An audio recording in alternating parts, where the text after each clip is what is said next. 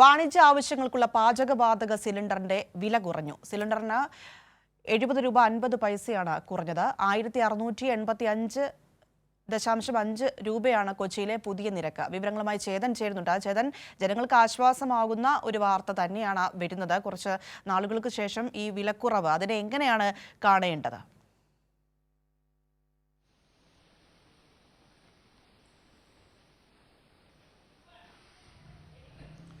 പ്രിയ, ഈ വാണിജ്യ ആവശ്യങ്ങൾക്കായിട്ടുള്ള ഈ പാചകവാതകത്തിൻ്റെ സിലിണ്ടറിൻ്റെ വിലയാണ് ഇപ്പോൾ കുറഞ്ഞിരിക്കുന്നത്. സിലിണ്ടറിന് 70 രൂപ 50 പൈസ 70.50 രൂപയാണ് കുറച്ചത്. ഇതോടെ വാണിജ്യ സിലിണ്ടറിൻ്റെ വില 1685 രൂപ 50 പൈസയായി കുറഞ്ഞു. നേരത്തെയുള്ള ഉണ്ടായിരുന്ന വില 1756 രൂപയാണ്. ഇതാണ് ഇപ്പോൾ കുറഞ്ഞിരിക്കുന്നത്. നിലവിൽ ഈ ഗാർഹിക ആവശ്യത്തിനായിട്ടുള്ള സിലിണ്ടറിൻ്റെ വിലയിൽ മാറ്റമില്ലാതെ തുടരുകയാണ്.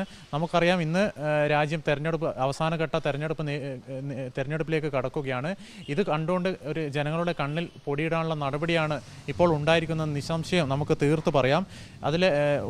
കാരണം കഴിഞ്ഞ ഫെബ്രുവരി മാസം 15 രൂപ ഈ സിലിണ്ടറിൻ്റെ വില കൂട്ടിയിരുന്നു. അതുപോലെ തന്നെ മാർച്ച് മാസം 25 രൂപയും കൂട്ടിയിരുന്നു. ഈ തെരഞ്ഞെടുപ്പ് അടുക്കുമ്പോൾ നമ്മൾ സ്വാഭാവികമായി കാണാറുള്ളതാണ് ഈ സിലിണ്ടറിൻ്റെയും അതുപോലെ തന്നെ ഈ ഇന്ധനത്തിൻ്റെയും ഒക്കെ വില കുറയുന്ന ഒരു കാഴ്ച.